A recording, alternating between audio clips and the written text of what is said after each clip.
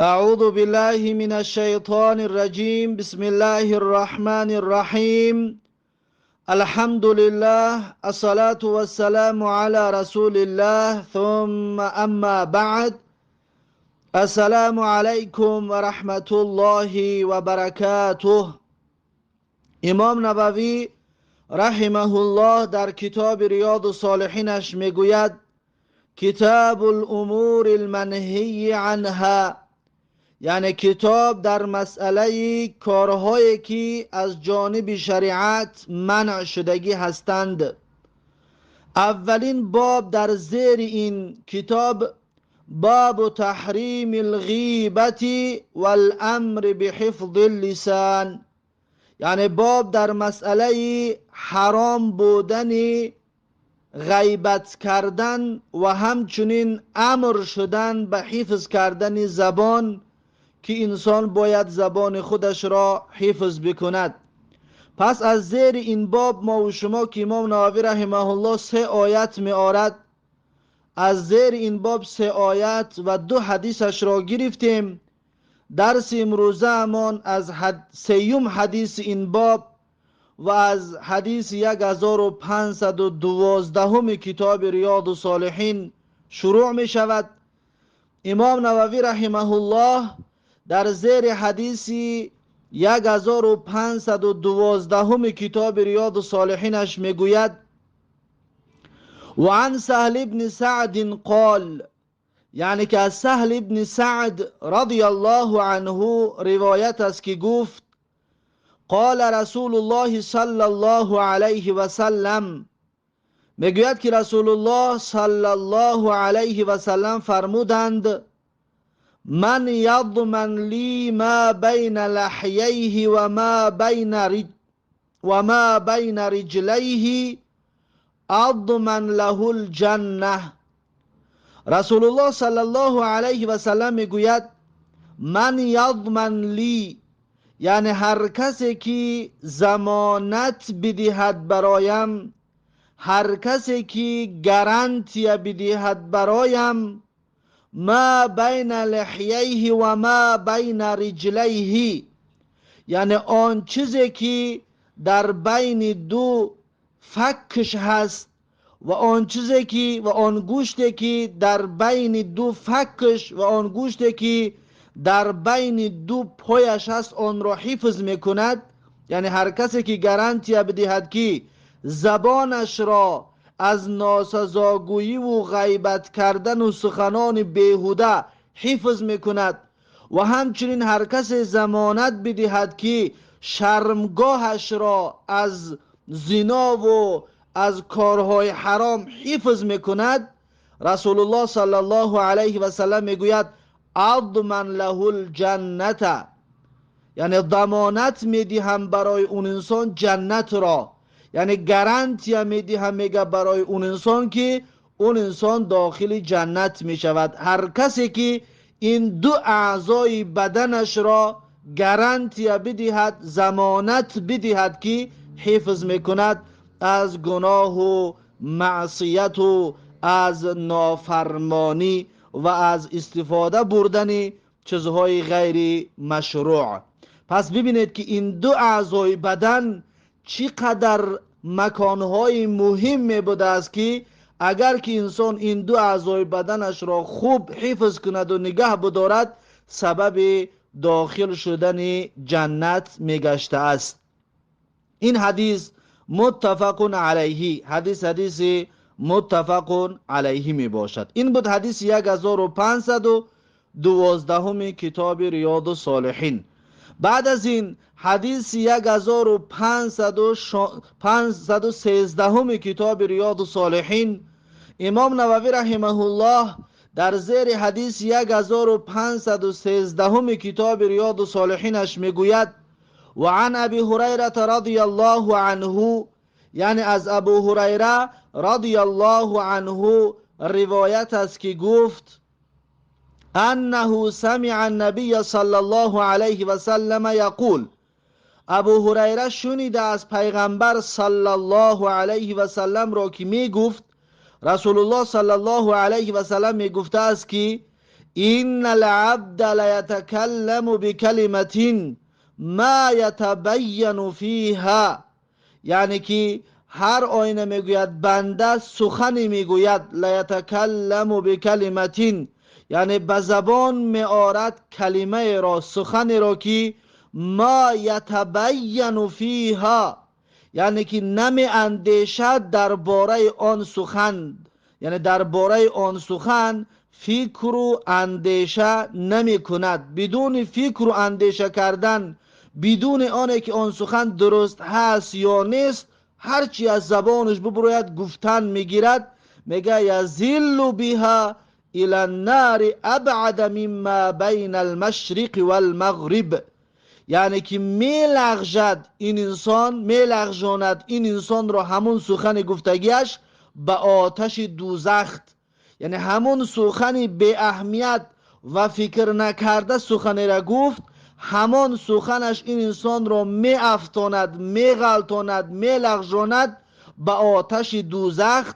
ابعد مما بین المشرق والمغرب، یعنی دورتر از آنه که بین مشرق و مغرب هست، یعنی همین چی طوره که بین مشرق تا مغرب دور هست، این انسان را انا همین سخنش انا همین قدر دور در آتش جهنم می افتاند. یعنی که انسان باید در سخن گفتن دقت بدهد که آیا این سخنش درست هست یا نیست، آیا این سخنی که میگوید راست هست یا نیست، عاقبت سخن گفتهش چی می شود.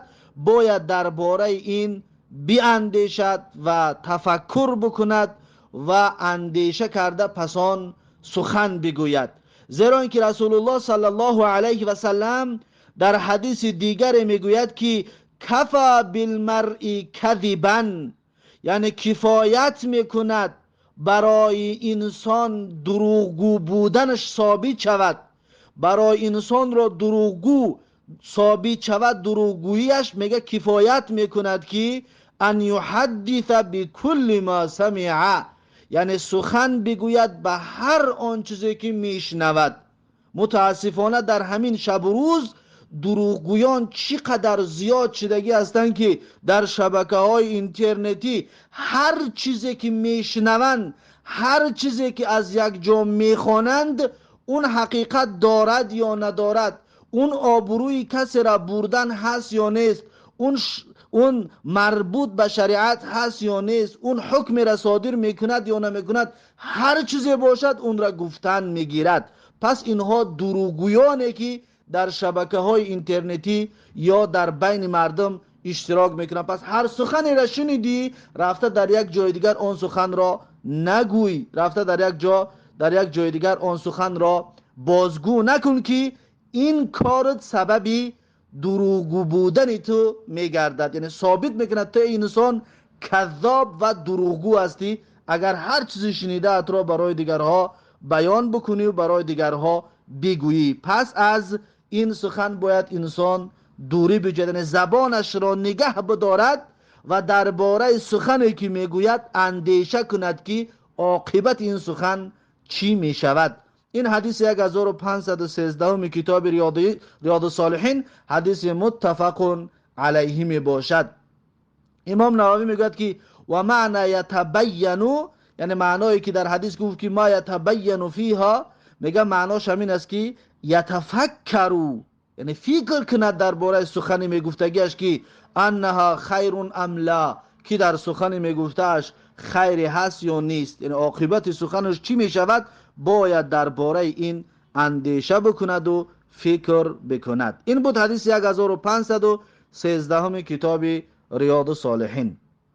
بعد از این حدیث 1514 کتاب ریاض الصالحین، امام نووی رحمه الله در زیر حدیث 1514 کتاب ریاض الصالحینش میگوید و عنه عن النبی صلی الله علیه و سلم قال، یعنی که از ابو هریره رضی الله عنه روایت است که پیغمبر صلی الله علیه و سلم فرمودند ان العبد لیتکلم بالکلمة من رضوان الله تعالی، میگوید هر آینه بنده سخن را بازگویی میکند، سخن را به زبان میآورد که من رضوان الله هست، یعنی از راضیگی الله هست. یعنی سخن را میگوید که با گفتن آن سخن راضیگی الله را این انسان به دست میآورد. من رضوان الله تعالی، یعنی اون سخنش موافق راضیگی الله سبحانه و تعالی هست. ما یلقی لها بالا، یعنی که به آن اهتمام و اهمیت نمیدهد، فکر و اندیشه اش را به اون مشغول نمی کند. یرفعه الله بها درجات، میگه به سبب اون سخن گفتهش که راضیگی الله در مطابق بود و این انسان هیچ فکر و اندیشه درباره اون سخن نداشت، این سخنش میگه یرفعه الله بها درجات، میبردارد الله سبحانه و تعالی برای این انسان درجه های مقام و جایگاه این انسان را الله سبحانه و تعالی بالا و بلند میکند. یعنی که یک انسان یک کس را نصیحت میکند، یک سخنان خوب میگوید، این انسان هیچ توقعی نداشت، هیچ تفکری نداشت، هیچ اندیشه نمیکرد که همین سخنی که یک انسان را نصیحت کرد، یک انسان را درس گفت، یک انسان را به راه درست راهنمایی کرد، این سخن سبب بالا شدن درجاتش شود.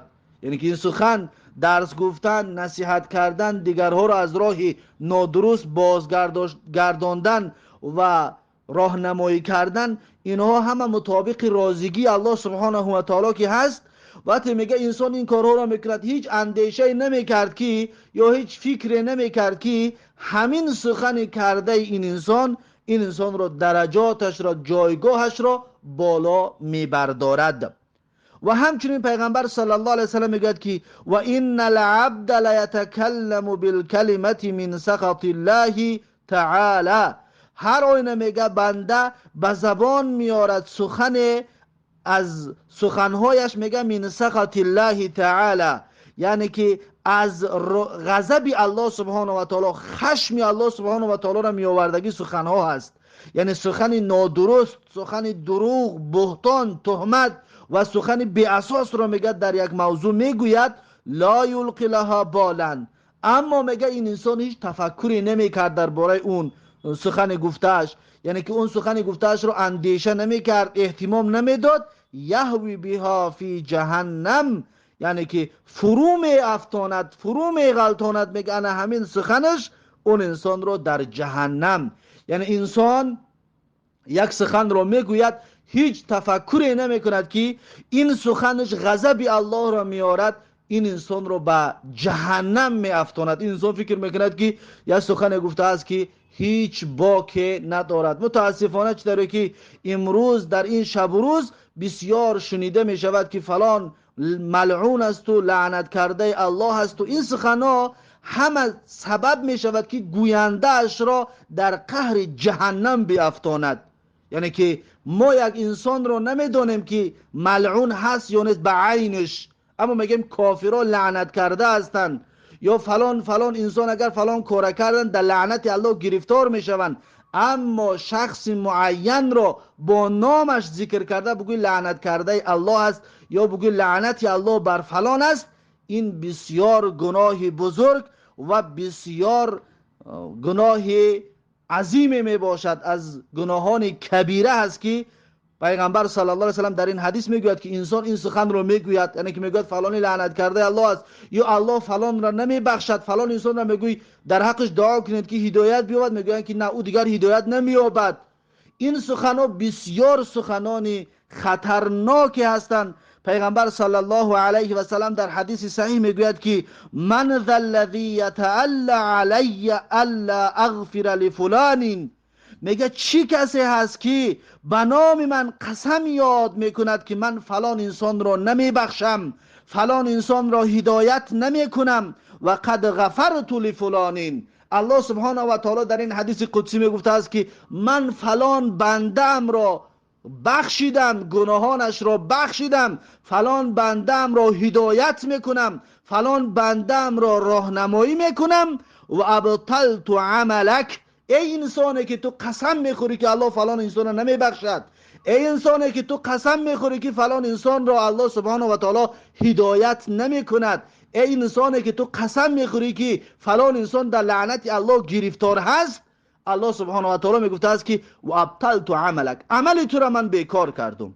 عبادتهای تو برباد رفت، عملهای تو برباد رفت. ای انسان جاهل، ای انسان بیخبر، ای انسان غافل، پس بیدار شو، بیدار شو که الله سبحانه و تعالی قادر است هر کس را هدایت بکند و الله سبحانه و تعالی همچنین قادر است که توی که دعوای دین میکنی، دعوای علم میکنی و دعوای اسلام میکنی، الله دعوای ایمان میکنی، الله سبحانه و تعالی تو را گمراه کند. الله به این قادر و توانا هست. پس انسان در وقت سخنگویی باید دقت بدهد که سخنهایش درست ببراید. همچنین پیغمبر صلی الله علیه وسلم در حدیث میگوید که ان قلوب بنی آدم کلها، ان قلوب بنی آدم کلها بین اصبعین من اصابع الرحمن، یعنی دلهای مردم ها در بین دو انگشت به مثل مانند الله سبحانه و تعالی می باشد که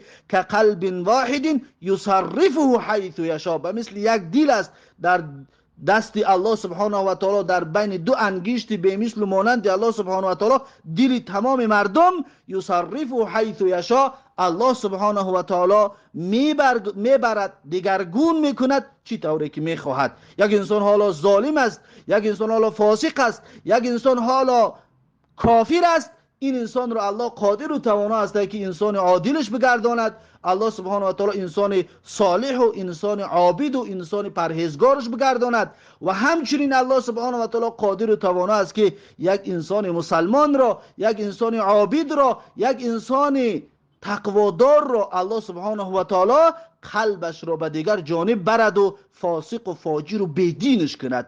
پس انسان باید بسیار متوجه باشد در سخنگوییش. هر سخنی که از زبانت میبراید اون را نگویی، بلکه دقت بده که آینده و آخری سخن تو چی میشود.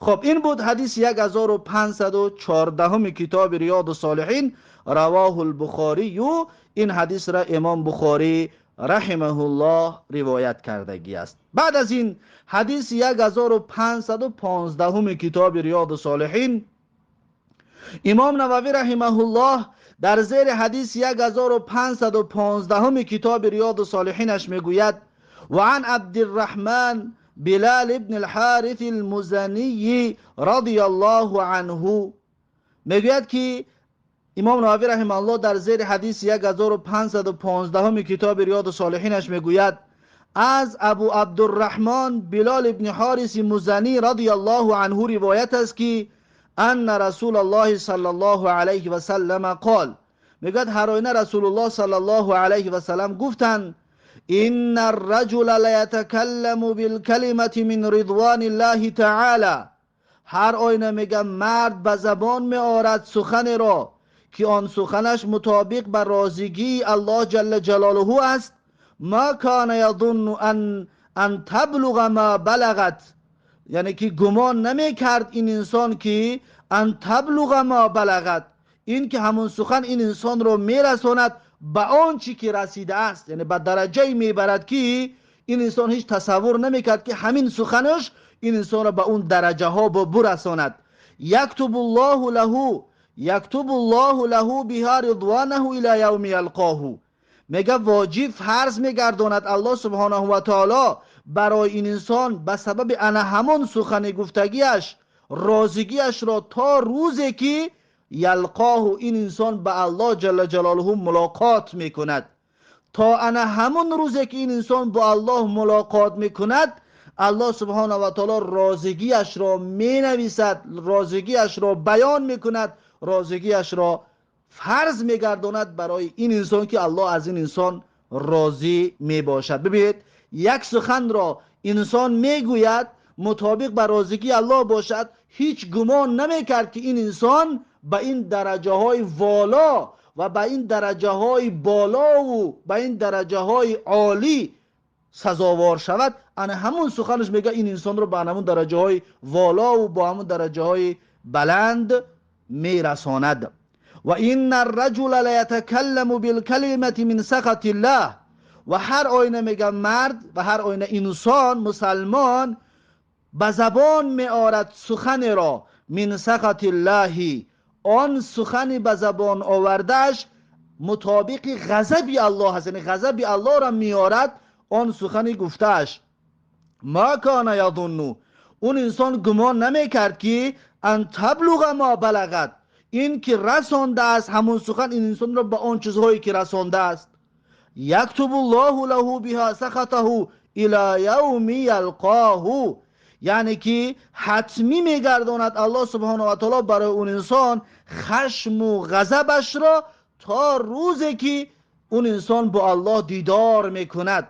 تا روزی با الله دیدار کردن این انسان در زیر خشم و غضبی الله جل جلاله می باشد. برای چی؟ به خاطر آنه که یک سخن گفته است، آن سخنش غضب الله جل جلاله را آورده است. الله اکبر. پس ببینید که سخن ناجا گفتن و سخن نادرست گفتن و سخن را اندیشه نکرده گفتن انسان را به غضب الله برده میرساند. پس برادران عزیز و مهربان و شنوندگان محترم، زبانهایتان را حفظ بکنید. با لعنت گفتن کسی چی فایده شما به دست نمیارید، بلکه ضرر میارید که شاید همین سبب شود که در لعنت و خود شما در لعنت الله گرفتار شوید، یا خود شما در خشم و غضبی الله جل جلاله گرفتار شوید. پس دوری بجویید از هر سخن را گفتن، بلکه اندیشه بکنید که آخر سخنهای شما به چه تمام می شود. این حدیث را رواه مالکون، این حدیث را امام مالک روایت کردگی است فی الموطئی. امام مالک این حدیث را در موطأش روایت کردگی است. و ترمذی و همچنین حدیث را امام ترمذی هم روایت کردگی است. و قال حدیث حسن صحیح، امام ترمذی میگوید که این حدیث حسن و صحیح می باشد. این بود حدیث 1515 کتاب ریاض الصالحین. بعد از این حدیث 1516 کتاب ریاض الصالحین، امام نووی رحمه الله در زیر حدیث 1516 کتاب ریاض الصالحینش میگوید و عن سفیان بن عبدالله رضی الله عنه قال، یعنی که از سفیان ابن عبدالله رضی الله عنه روایت است که گفت قلت یا رسول الله، سفیان میگوید گفتم که ای رسول الله حدثنی بامر اعتصم به، میگه گفتم سخن برای من بگو، فرمان بده به مرا به کاری، فرمان بده من را به کاری که اعتصم به، به آن چنگ بزنم، به آن عمل بکنم. قال، میگه رسول الله صلی الله علیه و سلم گفت که قل ربی الله، میگه گفت بگو که پروردگار من الله است. اولین سخنی که هست بگو که پروردگار من الله است. ثم استقیم، پس استقامت بورز. اولا الله جل جلاله را پروردگار خودت بدان، بعد استقامت بورز. یعنی چه؟ یعنی که به اوامر و نواهی الله جل جلاله پایبند باش. چیزی را الله گفته است بکن و چیزی را گفته است نکن، پس نکن. پس این کار را پیغمبر صلی الله علیه و سلم براش گفت که انجام بده. یعنی که اولا الله را همچون پروردگار خودت بدان، بعد از اون چیزی را الله گفته است بکن آن را بکن، چیزی را الله گفته است نکن آن را نکن. قلت یا رسول الله ما اخوف ما تخاف علی، پرسان شد، با سفیان پرسان شد که ای رسول الله چی چیز است که اخوف ما تخاف علی، یعنی که می ترسی بر بالای ما، یعنی که می ترساند تو را آن چیزی که تو می ترسی که آن بالای ما بیاید. تو از کدام کار می ترسی که بالای ما بیاید؟ میگه که فاخذ بلسان نفسه، میگه پیغمبر صلی الله علیه وسلم زبان خودش را گرفت، رسول الله صلی الله علیه وسلم زبانش را گرفت و ثم قال، بعد گفت که هذا، یعنی این بدی این زبان است که من گفت می ترسم که بالای شما چیزی را بیارد. پس زبان بسیار اعضای خطرناکی هست که اگر انسان و صاحبی کردن نتواند و صاحبش کنترل کردن نتواند، این زبان بسیار بد است که رسول الله صلی الله علیه وسلم گفت که من از همین زبان می ترسم که بالای شما چیزی را می آرد، چی خطری را می آرد. رواه ترمذی و قال حدیث حسن صحیح. این حدیث را امام ترمذی روایت کرده است و گفتگی است که حدیث حسن و صحیح می باشد. این بود حدیث 1516 کتاب ریاض الصالحین. بعد از این حدیث 1517 کتاب ریاض الصالحین، امام نووی رحمه الله در زیر حدیث 1517 کتاب ریاض الصالحینش میگوید و عن ابن عمر رضی الله عنهما قال، یعنی که از ابن عمر رضی الله عنهما روایت است که گفت قال رسول الله صلی الله علیه و سلم، میگوید که رسول الله صلی الله علیه و سلم فرمودند که لا تکثر الکلام بغیر ذکر الله. میگه رسول الله صلی الله علیه و سلم گفتن بسیار سخن به زبان نآرید به غیر ذکر الله سبحانه و تعالی، یعنی چیزی که برای شما آزاد و آزادانه میتوانید به زبان بسیار بیارید، اون ذکر یاد الله سبحانه و تعالی هست. غیر این را رسول الله گفت شما بسیار به زبان نآرید. پس پیغمبر میگوید فإن کثرة الکلام بغیر ذکر الله تعالی قسوة للقلب. رسول الله میگوید که پس هر آینه سخن بسیاری که ذکر الله نباشد قسوة للقلب، یعنی سبب سنگدلی انسان میگردد، سبب میگردد که این انسان رو دلش سنگ میشود. و ان ابعد الناس من الله القلب القاسی. پیغمبر صلی الله علیه و سلم میگوید که هر آینه دورترین انسان، دورترین افراد از انسانیت من الله، از الله جل جلاله دل سنگین است. هر کسی را که دلش سنگین باشد اون انسان انا همون قدر از الله جل جلاله دورتر می باشد. پس شما با سبب بسیار سخن گفتن و بسیار سخن بیهوده گفتن سبب نشوید که از جمله سنگدلان بگردید که دورترین انسان از الله این سنگدلان می باشد، یعنی پس از الله دور می گردید به سبب بسیار سخن گفتنتان. رواه ترمذی، این حدیث را امام ترمذی رحمه الله روایت کرده است. این بود حدیث 1517 کتاب ریاض الصالحین.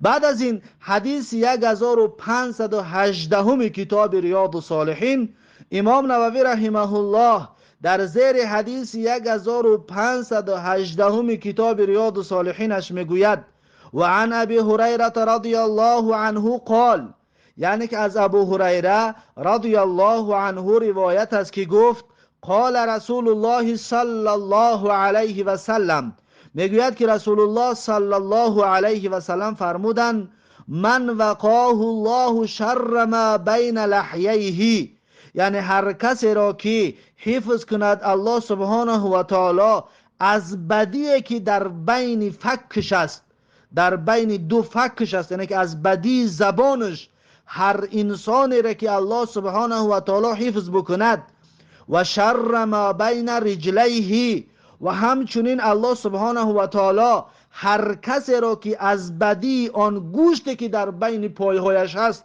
از اون حفظ بکند، یعنی از بدی شرمگاهش الله هر کسی را حفظ بکند دخل الجنت، اون انسان داخل جنت می شود. یعنی که این دو اعضای بدن انسان بسیار اعضاهای خطرناک است که الله هر کسی را که حفظ بکند از بدی این دو اعضای بدن، یک زبان یک شرمگاه، پس اون انسان داخل جنت پرناز و نعمت میگردد.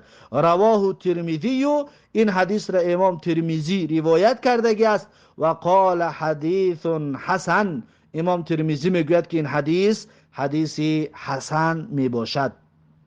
پس این بود حدیث 1518 کتاب ریاض الصالحین. بعد از این حدیث 1519 کتاب ریاض الصالحین، امام نووی رحمه الله در زیر حدیث 1519 کتاب ریاض الصالحینش میگوید و عن عقبة بن عامر رضی الله عنه قال، یعنی از عقبه ابن عامر رضی الله عنه روایت است که گفت قلت یا رسول الله، عقبه ابن عامر میگه گفتم که ای رسول الله من نجاتو، پرسان شد که نجات در چی است؟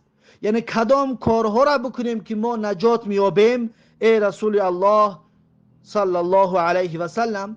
قال، میگه رسول الله صلی الله علیه و سلم گفت که امسک علیک لسانک، یعنی که نگه بدار زبانت را از سخنان زیاد، از سخنان زیانآور، از سخنان بیهوده.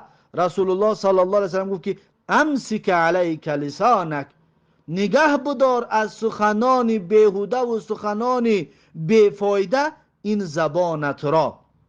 ولیسعک بیتک، میگه پیغمبر صلی الله علیه و سلم گفت که لازم بگیر خانه‌ات را، خانه‌ات را لازم بگیر، یعنی که عبادتگاهت را لازم بگیر و بسیار الله جل جلاله را عبادت کن. و بکی علی خطیئتک، یعنی که گریه بکن برای خطاهایی که انجام دادی. پس پیغمبر صلی الله علیه و سلم گفت که نجات در این سه چیز است: یکم زبانت را نگه بدار، دوم لازم گرفتن عبادتگاهت، نمازهای پنجگانه تا بخون، وقتی یافتی از بیهوده گپ زدن و از بیهوده شیشتن و از بیهوده کارهای بیهوده کردن را، از کارهای بیهوده وقتت رو صرف کردن ده، 22 رکعت نماز بخون، 4 رکعت نماز نافله بخون، یعنی که ولیسع بیتک ولیسعک بیتک، یعنی لازم بگیر خلوتت را، خانه‌ات را یا عبادت خانه‌ات را و عبادت کن، بالای جای نمازت را لازم بگیر، الله را عبادت بکن. این دوم و سوم برای خطاها و گناهایی که کردی گریه بکن که الله اونها را برای تو بیامرزد و ببخشد. این سه چیز سبب نجاتت میگردد ای انسان. رواه ترمذی، این حدیث را امام ترمذی روایت کرده است و قال حدیث حسن، امام ترمذی میگوید که این حدیث حدیثی حسن می باشد. این بود حدیثی 1519 کتاب ریاض الصالحین. بعد از این حدیث 1520 کتاب ریاض الصالحین، امام نووی رحمه الله در زیر حدیث 1520 کتاب ریاض الصالحینش میگوید: وعن ابي سعيد الخدري رضي الله عنه عن النبي صلى الله عليه وسلم قال، یعنی که از ابو سعید خدری رضی الله عنه روایت است از پیغمبر صلی الله علیه و سلم که رسول الله صلی الله علیه و سلم فرمودند: اذا اصبح ابن آدم، گفت هنگامی که صبح میکند شب را فرزند آدم، وقتی که شب را روز کردی صبحگاه فرزند آدم، فإن الاعضاء كلها تكفر اللسان، پس هر آینه میگه تمام اعضاهای بدن انسان تکفر اللسان، یعنی که التماس میکنن زبان را. تمام اعضاهای بدن انسان میگه وقتی که شب را روز میکنی در سحر صبحگاه تمام اعضای بدنت زاره میکنن، التماس میکنن زبان را، دستات، پایهات، گوشات و تمام اعضای بدنت زاره میکنن، التماس میکنن، التجا و خواهش میکنن از زبان. چی میگوین؟ تقولو، میگوین که اتق الله فینا.